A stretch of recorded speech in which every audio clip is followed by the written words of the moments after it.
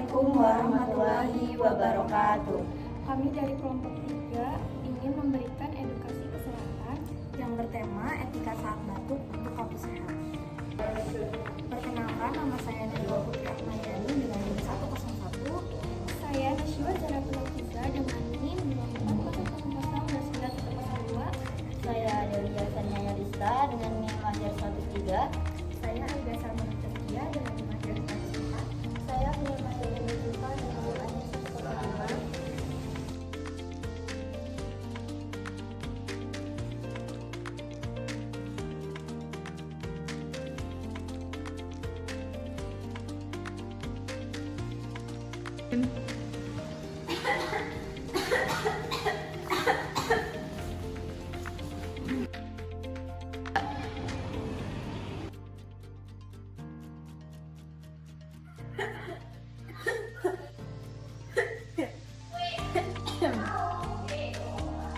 Kamu kalau batuk ditutup dong, Nay. Ya bener tuh, biar nggak nyebar ke orang lain.